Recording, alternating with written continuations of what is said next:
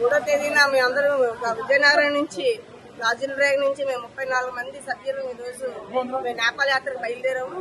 September 3వ తేదీన 3వ తేదీన సవతా నుంచి బయలుదేరి అక్కడికి మేము కాఠ్మండు వెళ్ళడానికి పోఖరాలో దిగి కాఠ్మండు బయలుదేరాము. అక్కడ ముక్కునాథ్ దర్శనం చేసుకున్నాము. కాఠ్మండు వెళ్లి పశుపతినాథ ఆలయం దర్శనానికి మేము బయలుదేరి ఆ రోజు రాత్రి రావడం జరిగింది. అప్పటికి మేము రాత్రి 10:30కి 10 గంటలకి మధ్యలో వచ్చాము. వెంటనే తెల్లవారులేసి పశుపతినాథ దర్శనం చేసుకుని మేము శక్తిపీఠం దర్శనంకి వెళ్తున్న లోప ఈ అల్లరి మోపులు జరగడం స్టార్ట్ అయ్యేవి.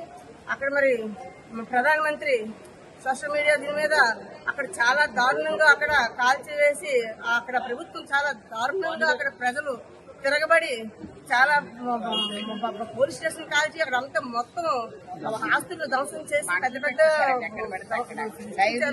మరి ఆ టైంలో మేము అక్కడ ఉండి మేము అక్కడి నుంచి పరిగెత్తుకొని మేము శక్తిపీఠంకి వెళ్లే లోపే మా మీద కూడా దాడులు రాళ్ళు విసిరితో ఎక్కడికక్కడ చెల్లా చెదులు అయిపోయి మేము హోటల్లోకి చేరుకున్నాం. మరి హోటల్ యజమాని మాకు రక్షణ ఇచ్చి ఆదుకున్నారు. మరి అక్కడికి కర్ఫ్యూ విధించి మరి అక్కడ 12-20 మందిని అక్కడ చంపివేసి రక్తంతో రోడ్డు తడిచిపోయింది. మరి గాజు పెంకులు అన్ని కూడా వేసి మరి బయటికి వెళ్ళడానికి కూడా మార్గం లేదు. మరి ఒక రోజంతా మరి మేము హోటల్లోని బందీగా ఉండిపోయాము.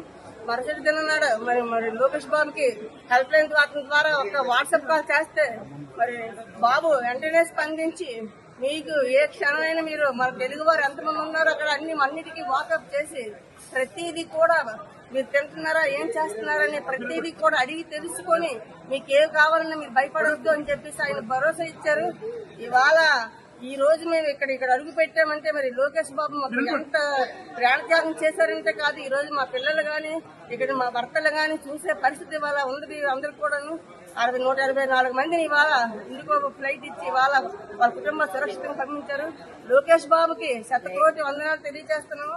మరి ఆయన ఇవాళ ప్రతి కుటుంబానికి కూడా ఒక తండ్రిగా ఈ రోజు నిలబడ్డారు. తండ్రికి తగ్గ తనయుడిగా ఇవాళ పేరు సంపాదించుకొని తెలుగుదేశం పార్టీకి నడిపించి ఇవాళ ఘనత నారా లోకేష్ బాబుది. మరి స్థానిక మా అతిథి మేడం గారు ముందు రోజు మీకు తెలియపరిచే విషయాన్ని మరి వెంటనే లోకేష్ బాబుతో మాట్లాడి మాకు రక్షణ కల్పించి ఇవాళ ఒక ఫ్లైట్ అరేంజ్ చేసి ఇవాళ మేము ఇక్కడికి విశాఖపట్నం చేరుకున్నాం. ఈ రోజు కొండపల్లి శ్రీనివాసరావు గారు అవనియండి, జిల్లా కలెక్టర్ గారు, ఇక్కడ ఎంఆర్ఓ గారు అందరూ కూడా అంటేనే మేడం గారు సూచనల మేరకు మా అందరూ ఫోన్లు చేసి తెలియపరిచారు. ఇక్కడ స్థానిక పెద్దలు భరత్ గారు, రామకృష్ణ గారు, ఇక్కడ డిపార్ట్మెంట్లు కూడా అందరూ కూడా సహకరించి మనకి అక్కడ కలిసి టప్పలనాయుడు గారు, మన బేబీ నాయన్ గారు అందరూ కూడా వాళ్ళ కోఆర్డినేషన్ చేసుకుని ఇమ్మీడియట్ గా మన ఆంధ్ర ప్రజలు అక్కడ ఉండిపోయారంటే ఒక సామాన్యం మా ఓళ్ళ కోసం అంతమంది కోసం అక్కడికి నేపాల్ ప్రభుత్వానికి వచ్చి మమ్మల్ని తీసుకురావడం అంటే సామాన్య విషయం కాదు.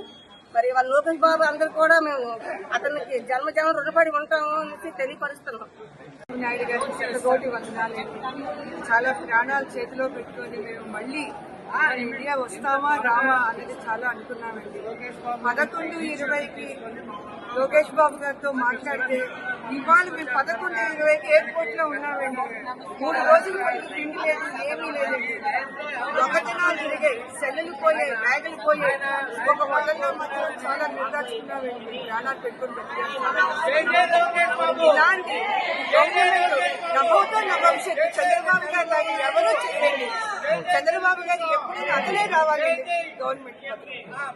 ఇంకో గవర్నమెంట్ అయితే మమ్మల్ని ఎవరు దేకరకూడదు, మమ్మల్ని ఎవరు చూడకూడదు. మా పిల్లలు అందరూ ఏమైపోతారండి. చంద్రబాబు నాయుడు గారికి చాలా వెరీ చాలా ధన్యవాదాలండి. మమ్మల్ని తీసుకొచ్చి మళ్ళీ చేర్చారండి. అందరి నేను ఎలా చెప్పాలో నాకు తెలియడం లేదు, మాట్లాడడం కూడా చేతనవ్వడం లేదు.